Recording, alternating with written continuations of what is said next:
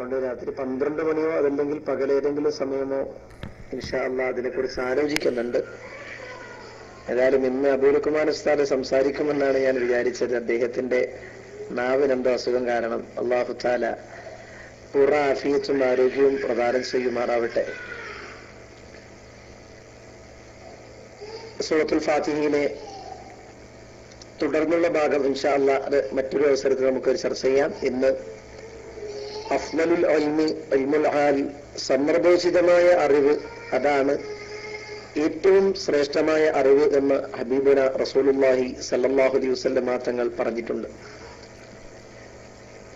എന്റെയും നിങ്ങളുടെയും നമ്മുടെ എല്ലാവരുടെയും ആയുസ്സിൽ ഒരു വർഷം കൂടെ നമുക്ക് കഴിഞ്ഞിരിക്കുകയാണ്. അതായത് ഹിജറ 1433 നമ്മോട് വിട പറഞ്ഞ് 1434 പ്രഥമഘട്ടത്തിലാണ് നാം ഓരോരുത്തരും. ഹിജറ വർഷാരംഭം അഥവാ മുഹറം മാസം വളരെ പവിത്രമായ മാസമാണ്. പരിശുദ്ധ റമളാൻ കഴിഞ്ഞാൽ നബി സല്ലല്ലാഹു അലൈഹി വസല്ലമ തങ്ങൾ നോമ്പനുഷ്ഠിക്കുന്നതിനും ഇബാദത്തുകൾ എടുക്കുന്നതിനും വളരെയധികം പ്രാധാന്യം നൽകിയ മാസമാണ് മുഹറം മാസം. ഹിജറ വർഷം ആരംഭമായ ഈ അവസരത്തിൽ പുതുവർഷം എന്ന് പറയുന്നത് വിശ്വാസികളെ സംബന്ധിച്ചിടത്തോളം ആ മുഹറമിന്റെ ആഗമനമാണ്. ഇന്ന് മുസ്ലിമീങ്ങൾ അടക്കമുള്ള മുഴുവൻ ആളുകളും പുതുവർഷം കൊണ്ട് ഉദ്ദേശിക്കുന്നത് ഡിസംബറിന്റെ പര്യവസാനവും ജനുവരിയുടെ ആഗമനവും സംഗമിക്കുന്ന ആ മുഹൂർത്തം വളരെ കിങ്കേമമാക്കുവാനും അടിച്ചു പൊളിച്ചു മാറ്റുവാനും മദ്യത്തിന്റെയും മയക്കുമരുന്നിന്റെയും അതുപോലെ അശ്ലീലതകളുടെയും പ്രവണതകളുമായി ആഘോഷിക്കാനുള്ള ഒരുക്കത്തിനിടയിൽ മുഹറം കടന്നു വരുന്നതും ഒരു വർഷം കഴിഞ്ഞുപോയതും ആരും ചിന്തിക്കാറില്ല. നമ്മെ സംബന്ധിച്ചിടത്തോളം ഒരു പുനർവിചിന്തനം നടത്താനുള്ള ഒരവസരമാണ് ഈ അവസരം. ഗതകാല പാപങ്ങൾ, തിന്മകൾ സർവൈശ്വരനായ നാഥന്റെ മുമ്പിൽ ഏറ്റുപറഞ്ഞ് തൗബ ചെയ്തു മടങ്ങാനും ധർമാധിഷ്ഠിതമായ ഭാവി ജീവിതത്തിനു വേണ്ടി പ്രതിജ്ഞയെടുക്കാനും ഉള്ള കനകാവസരമാണ് പരിശുദ്ധമായ മുഹറം. സർവ തിന്മകൾക്കും പ്രേരക ശക്തിയായ പൈശാചിക പ്രവണതകൾക്കെതിരിൽ സമരപ്രഖ്യാപനവുമായി അള്ളാഹുവിന്റെ മുമ്പിൽ നമുക്ക് പ്രാർത്ഥന നിരതരാവാനുള്ള ഒരവസരം. ഇതിനെക്കുറിച്ച് നാം കൂടുതൽ ബോധവാന്മാരാവണം. മുഹറം ഒരുപാട് സന്ദേശങ്ങളാണ് നമുക്ക് പറഞ്ഞു തരുന്നത്. അപ്പൊ സാധാരണയിൽ മുഹറം 10 പഴയ ആളുകളൊക്കെ എന്തെങ്കിലും നല്ല നല്ല പരിപാടികൾ, അഥവാ കല്യാണം, സൽക്കാരം, അതുപോലെ കുടികൂടല്, പ്രസവത്തിന് വേണ്ടി കൂട്ടിക്കൊണ്ടുപോകൽ, ഇങ്ങനെ തുടങ്ങിയ ചടങ്ങുകൾക്കൊക്കെ മുഹറം 10 കഴിയട്ടെ എന്ന് പറയുന്ന ഒരു പതിവുണ്ട്. യഥാർത്ഥത്തിൽ ഇന്ന് പലരും തെറ്റിദ്ധരിച്ചു പോയത് മുഹറം 10 വളരെ മോശമായതുകൊണ്ടാണ് മുഹറം 10 കഴിയട്ടെ എന്ന് പറയുന്നത് എന്നതാണ്. യഥാർത്ഥത്തിൽ അതല്ല അതിന്റെ കാരണം. നാം അത് ചിന്തിച്ചാൽ നമുക്ക് മനസ്സിലാകും. പണ്ടുള്ള ആളുകളൊക്കെ വളരെ നിർബന്ധ ബുദ്ധിയോടുകൂടെ മുഹറം 1 മുതൽ 10 വരെ നോമ്പനുഷ്ഠിക്കുന്നവരായിരുന്നു. റമളാൻ എന്ന് പറയുന്ന മഹത്തായ മാസം, ആ മാസത്തിൽ കല്യാണം പരിപാടികളൊന്നും നമ്മൾ നടത്താറില്ല. എന്റെ കാരണം റമളാനിന്റെ ദിവസങ്ങൾ നല്ലതല്ലാത്തത് കൊണ്ടല്ല, മറിച്ച് പകൽ സമയങ്ങളിൽ നോമ്പിലും രാത്രികാലങ്ങളിൽ ഇബാദത്തിലും മുഴുകേണ്ട ആ സന്ദർഭത്തിൽ മറ്റു പരിപാടികൾക്കൊന്നും സമയം കണ്ടെത്താറില്ല. അതുപോലെ റമളാൻ കഴിഞ്ഞാൽ പവിത്രമായി കൊണ്ടു നടക്കുന്ന മുഹറം മാസത്തിന്റെ 10 ദിനരാത്രങ്ങൾ രാത്രികാലങ്ങളിൽ ഇബാദത്തും പകൽ സമയങ്ങളിൽ നോമ്പുമായി അള്ളാഹുവിലേക്ക് അടുക്കാനുള്ള വളരെ പ്രധാനപ്പെട്ട സമയമായി കാണുന്നത് കൊണ്ട് ആ സമയത്ത് മറ്റു പരിപാടികളൊക്കെ മാറ്റിവെക്കാം എന്ന അർത്ഥത്തിലാണ് മുഹറം 10 കഴിയട്ടെ എന്ന് പറയുന്നത്. അതല്ലാതെ മുഹറം 10ന്റെ ഉള്ളിൽ ഒന്നും ചെയ്യാൻ പാടില്ല എന്ന് അതിന് അർത്ഥമില്ല. ഇത് നമുക്ക് മുഹറം മാസത്തിൽ ഉണ്ടായ ചില സുപ്രധാനമായ സംഭവ വികാസങ്ങൾ എടുത്തു പരിശോധിച്ച് നോക്കിയാൽ നമുക്ക് മനസ്സിലാക്കാൻ കഴിയും. ഒരുപാട് കാര്യങ്ങൾ, ഒരുപാട് സംഭവങ്ങൾ പരിശുദ്ധ മുഹറത്തിൽ നടന്നിട്ടുണ്ട്. അതിലേറ്റവും പ്രധാനപ്പെട്ട ചില സംഭവങ്ങൾ സാന്ദർഭികമായി ഞാൻ സൂചിപ്പിക്കാം. അതിലൊന്ന്, ഈ പ്രപഞ്ചത്തിന്റെ ഉത്ഭവം അഥവാ ലോകത്തിന്റെ സൃഷ്ടിപ്പ് അള്ളാഹു നടത്തിയത് പരിശുദ്ധമായ മുഹറം 10 എന്ന ചരിത്രകാരന്മാർ അഥവാ പണ്ഡിതന്മാർ നമ്മെ പഠിപ്പിക്കുന്നുണ്ട്. അപ്പൊ ലോകത്തിന്റെ ഉത്ഭവം ഉണ്ടായ ദിവസം എന്ന് മാത്രമല്ല, ലോകത്താദ്യമായി അള്ളാഹുവിന്റെ അനുഗ്രഹീതമായ മഴ. നമുക്കറിയാം, വെള്ളം ജീവജാലങ്ങളെ സംബന്ധിച്ചിടത്തോളം സസ്യലതാദികൾക്കും മറ്റെല്ലാ വസ്തുക്കൾക്കും അത്യന്താപേക്ഷിതമായ ഘടകമാണല്ലോ വെള്ളം. വളരെയധികം പ്രാധാന്യത്തോടുകൂടെ ഖുർആൻ എടുത്തു പറഞ്ഞ കാര്യമാണ്. അഫറഅയ്തുമുൽ മാഅ അല്ലദീ തശ്റബൂൻ അഅൻതും അൻസൽതുമൂഹു മിനൽ മുസ്ൻ അം നഹ്നുൽ മുൻസിലൂൻ. നിങ്ങൾ കുടിക്കുന്ന വെള്ളത്തെക്കുറിച്ച് നിങ്ങൾ ചിന്തിച്ചിട്ടുണ്ടോ? അത് മേഘപാളികളിൽ നിന്ന് നിങ്ങൾക്ക് സംവിധാനിച്ചു തരുന്നത്, ഒലിപ്പിച്ചു തരുന്നത് നാമാണോ അതല്ല നിങ്ങളാണോ? വഅൻസൽനാ മിനൽ മൂസിറാത്തി മാഅ ഫജ്ജാജാ ലിനുഖ്രിജ ബിഹി ഹബ്ബൻ വനബാതാ വജന്നാതിൻ അൽഫാഫാ ഇന്ന യൗമൽ ഫസ്ലി കാന മീഖാതാ. സൂറത്തുൽ നബഇലും വഅൻസൽനാ മിനൽ മൂസിറാത്തി മാഅ ഫജ്ജാജാ, കുത്തിയൊലിക്കുന്ന വെള്ളം നിങ്ങൾക്ക് വേണ്ടി സംവിധാനിച്ചു തന്നവൻ അല്ലാഹുവാണ്. ലിനുഖ്രിജ ബിക്കും വഅൻസൽനാ മിനൽ മൂസിറാത്തി മാഅ ഫജ്ജാജാ, കുത്തിയൊലിക്കുന്ന വെള്ളം നിങ്ങൾക്ക് സംവിധാനിച്ചു തരുന്നവൻ അല്ലാഹുവാണ്. ആ വെള്ളത്തിന്റെ ഒഴുക്കിലൂടെ ഒരുപാട് സസ്യലതാദികളും കാർഷിക വിളകളും ഉൽപ്പാദിപ്പിക്കുന്നവൻ അല്ലാഹുവാണ്. അപ്പോ മനുഷ്യരുടെയും മറ്റുതര ജീവജാലങ്ങളുടെയും സർവവസ്തുക്കളുടെയും പ്രധാന ഘടകമാകുന്ന വെള്ളം, ആ വെള്ളത്തിനാവശ്യമായ മഴ, അള്ളാഹുവിന്റെ മഹത്തായൊരു അനുഗ്രഹമാകുന്ന മഴ ലോകത്താദ്യമായി വർഷിച്ച ദിവസം പരിശുദ്ധമായ മുഹറം 10. അതുപോലെ ആദ്യ പ്രവാചകനായ നബിയുല്ലാഹി ആദം നബി അലൈഹിസ്സലാമിനെ അള്ളാഹു സൃഷ്ടിച്ചതും അവിടത്തെ സ്വർഗത്തിൽ നിന്ന് ഇറക്കപ്പെട്ടതും ഈ നല്ല കാര്യങ്ങൾ. ആദം നബി അലൈഹിസ്സലാമിനെ അള്ളാഹു സൃഷ്ടിച്ചത് ഏറ്റവും നല്ല കാര്യമാണ്. ആ കാര്യത്തിന് അള്ളാഹു തആല തുടക്കം കുറിച്ചത് മുഹറം 10. അതുപോലെ ആദം നബിയെ സ്വർഗത്തിൽ നിന്ന് അള്ളാഹു പുറത്താക്കിയത് നല്ല കാര്യമാണ്.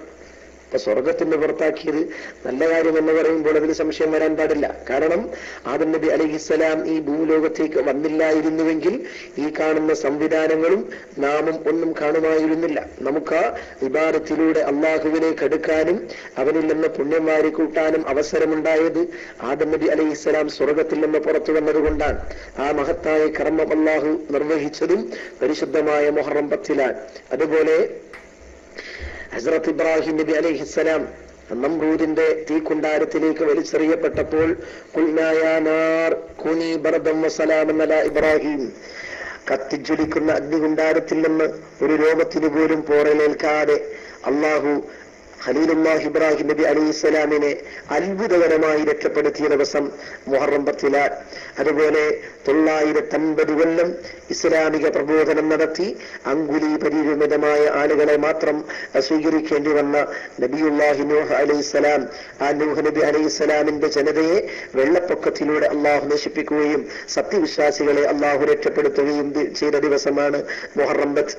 അതുപോലെ മൂസാ നബി അലൈഹിസ്സലാമിന്റെ പ്രബോധനത്തെ കുറിച്ച് هل أتاك حديث موسى إنه بالوادي المقدس طوى اذهب إلى فرعون إنه طغى فقل هل لك إلى أن تزكى وأهديك إلى ربك فتخشى فأراه الآية الكبرى فكذب وعصى ثم أدبر يسعى فحشر فنادى فقال أنا ربكم الأعلى.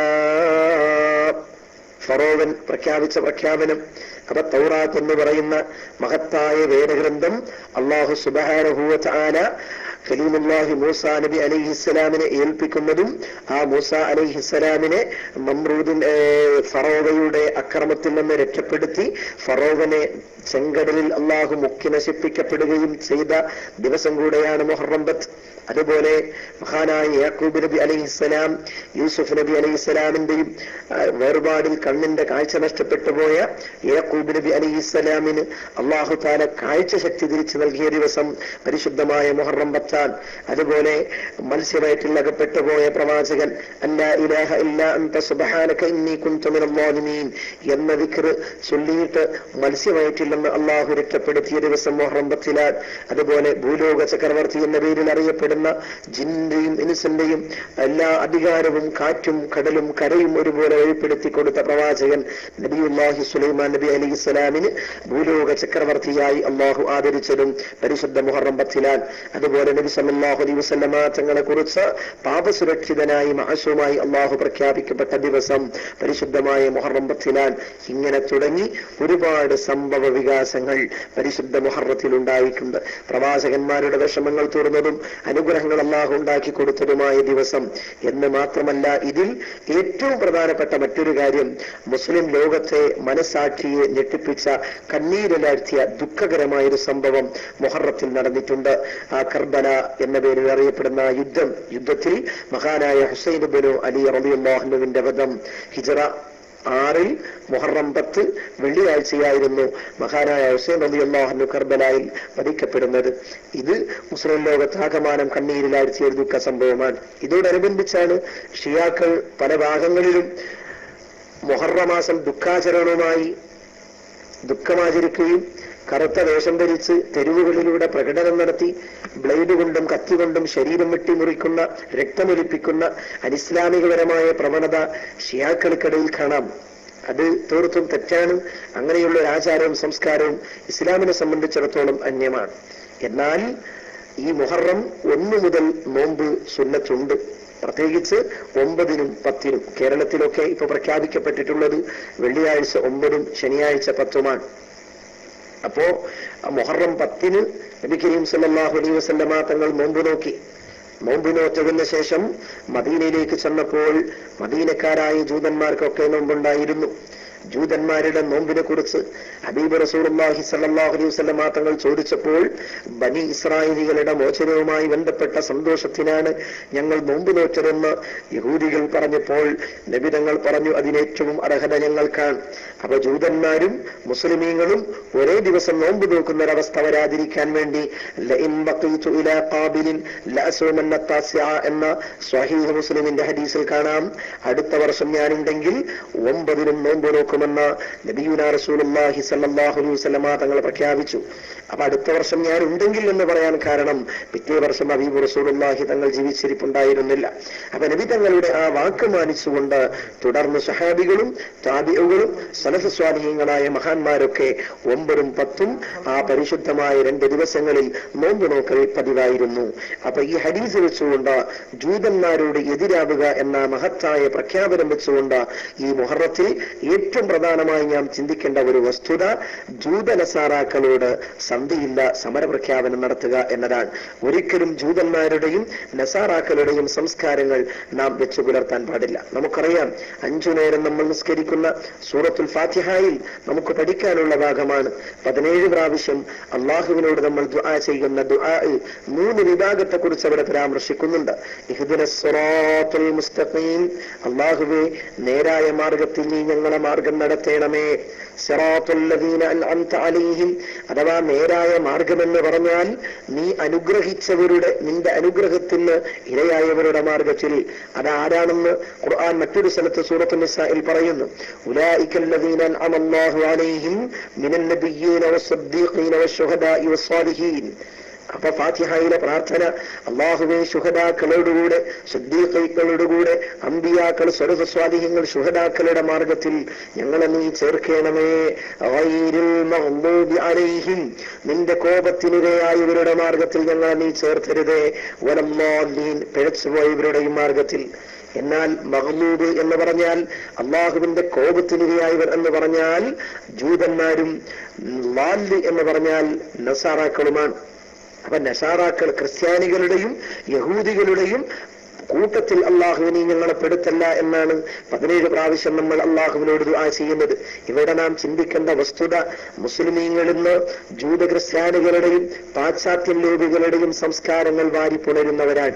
നമ്മുടെ ജീവിത ശൈലികളിലും നമ്മുടെ പരിപാടികളിലും കല്യാണ സൽക്കാര പരിപാടികളിലൊക്കെ പാശ്ചാത്യ സംസ്കാരങ്ങളും അതുപോലെ വേഷവിധാനങ്ങളൊക്കെ അനുകരണങ്ങളും നിഴലിച്ച് കാണുന്നതായി നമുക്ക് കാണാം. ഇത്രത്തോളം പള്ളിയിൽ ചെന്ന് നിസ്കരിച്ചു, അല്ലെങ്കിൽ നമ്മൾ നിസ്കാരം നിർവഹിച്ച് ആ നിസ്കാരത്തിലൂടെ ജൂതന്മാരുടെയും നസാറാക്കളുടെയും കൂട്ടത്തിൽ ചേർക്കല്ല എന്ന് പറഞ്ഞ് നിസ്കാരം കഴിഞ്ഞ ഉടനെ ഹാപ്പി ബർത്ത്ഡേ ഡു യു എന്നും പറഞ്ഞ് കേക്ക് മുറിക്കുകയാണ്. ആലോചിച്ച് നോക്കൂ, ഈ ബർത്ത്ഡേ ആഘോഷവും അതോടനുബന്ധിച്ച് കേക്ക് മുറിക്കുന്ന സംസ്കാരവും ലോകത്ത് കൊണ്ടുവന്നത് നസാറാക്കളാണ്. അപ്പൊ ആ നസാറാക്കളെ കുറിച്ച് അവരോട് സന്ധിയില്ലാ സമരം പ്രഖ്യാപിക്കണം. ആ ക്രിസ്ത്യാനികളോടുകൂടെ ഞങ്ങളെ ചേർക്കണ്ട എന്നാണ് പ്രാർത്ഥിച്ചത്. ആ പ്രാർത്ഥിച്ചു വന്നതിന് ശേഷം അവരുടെ സംസ്കാരമാകുന്ന ഈ കേക്ക് മുറിച്ച് ബർത്ത്ഡേ ആഘോഷിക്കുക എന്ന ഈ സംസ്കാരം ഇന്ന് മുസ്ലിമീങ്ങൾ ചെയ്യുന്നുണ്ട്. എന്ന് മാത്രമല്ല, ആ അവരുടെ സംസ്കാരങ്ങൾ വലിച്ചെറിയാൻ, അഥവാ ന്യൂ ഇയർ ആഘോഷം, ക്രിസ്മസ് ട്രീ, അതുപോലെ നക്ഷത്രങ്ങൾ, ബർത്ത്ഡേ ആഘോഷങ്ങൾ, അതുപോലെ പിന്നെ ബോബ്, പാശ്ചാത്യൻ സംഗീതം, മദ്യം, ചൂതാട്ടം, പന്നിക്കൊഴുപ്പുകൾ അടങ്ങിയ ഭക്ഷണ സാധനങ്ങൾ, അതുപോലെ പലതരം ചോക്ലേറ്റുകൾ, അതുപോലെ ഇന്ന് കുട്ടികളെ മായാ വലയത്തിൽ ഒരുക്കി നിർത്തിയിരിക്കുന്ന ലേസ് ചിപ്സ് പോലെയുള്ള ആ പലഹാരങ്ങൾ, ഫാസ്റ്റ് ഫുഡ് സംസ്കാരങ്ങൾ, ടിൻ ഫുഡ് സംസ്കാരങ്ങൾ, സൗന്ദര്യവർദ്ധക വസ്തുക്കൾ, സോപ്പ്, ടൂത്ത് പേസ്റ്റ് എന്ന പോലെയുള്ള പന്നിക്കൊഴുപ്പടങ്ങിയ ഒരുപാട് വസ്തുക്കൾ, അവരുടെ സംസ്കാരങ്ങൾ, അതുപോലെ വിവാഹ വസ്ത്രങ്ങൾ, ഇതെല്ലാം നാം വർജിക്കണമെന്ന് ഈ മുഹറത്തിൽ പ്രത്യേകിച്ച് നാം അതിന്റെ സന്ദേശമായി മനസ്സിലാക്കേണ്ടതുണ്ട്. കാരണം അവരുടെ സംസ്കാരവുമായി നമുക്കൊരിക്കലും പൊരുത്തപ്പെട്ടു പോകാൻ പാടില്ല. ഇന്ന് നോക്കൂ നിങ്ങൾ, ചില കല്യാണ വീടുകൾ, സൽക്കാര വീടുകളിൽ ബഫ എന്ന് പറയുന്ന പുതിയൊരു സംസ്കാരം നമ്മുടെ നാടുകളിലൊക്കെ ഉണ്ട്. എന്താ ബഫ എന്ന് പറഞ്ഞാൽ? ഒരാളെ മാന്യമായി വീട്ടിലേക്ക് കല്യാണത്തിനോ പരിപാടിക്കോ ക്ഷണിച്ചിട്ട് അവരോട് പറയാ, കല്യാണത്തിന് വന്നവരോട് പറയാ, വേണമെങ്കിൽ നക്കിക്കോ അല്ലെങ്കിൽ പോയിക്കോ. തെണ്ടി നടക്കുന്ന പരിപാടിയാണ്.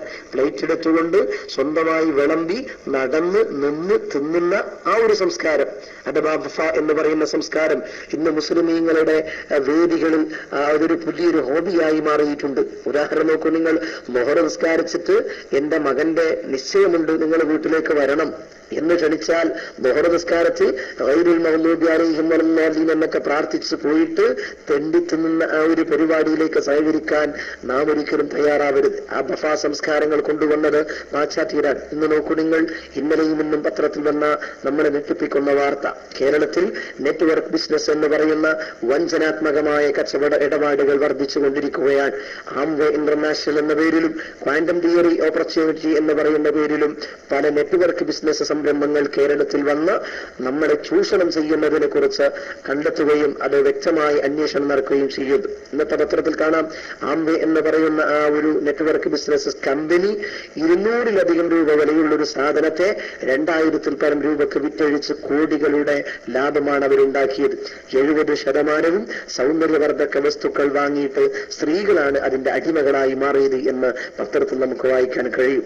അപ്പൊ നെറ്റ്വർക്ക് ബിസിനസ് എന്ന് പറയുന്ന ഈ സംസ്കാരം ലോകത്താദ്യമായി കൊണ്ടുവന്നത് അമേരിക്കയാണ്. അവ യൂറോപ്യരും ക്രിസ്ത്യാനികളും ജൂതന്മാരും വെച്ച് നടക്കുന്ന ആ ഒരു സംസ്കാരം, ആ സംസ്കാരവുമായി ഒരിക്കലും നമുക്ക് പൊരുത്തപ്പെട്ടു പോകാൻ പാടില്ല.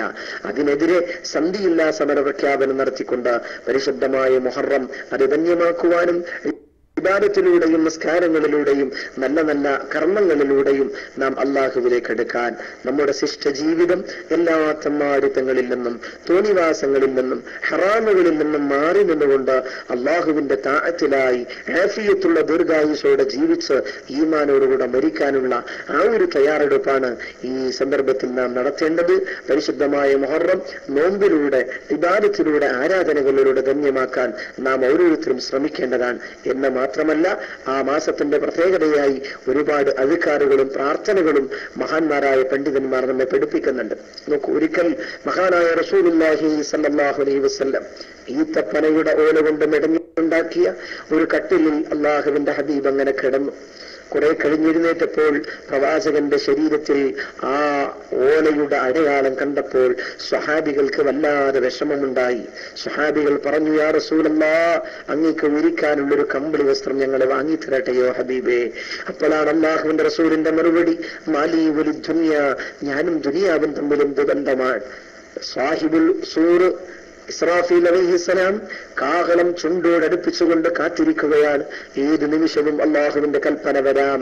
അങ്ങനെ കാഹളം ചുണ്ടിൽ വെച്ച് ഇസ്രാഫീൽ കാത്തിരിക്കുന്ന ഈ സന്ദർഭത്തിൽ ദുനിയാവിൽ എന്ത് സുഖമാണിരിക്കുന്ന അള്ളാഹുവിന്റെ ഹബീബ് ചോദിച്ചു. സ്വഹാബികൾ ചോദിക്കുന്നു, യാ റസൂലല്ലാഹ്, ഈ സന്ദർഭത്തിൽ ഞങ്ങൾ എന്താണ് ചെയ്യേണ്ടത്?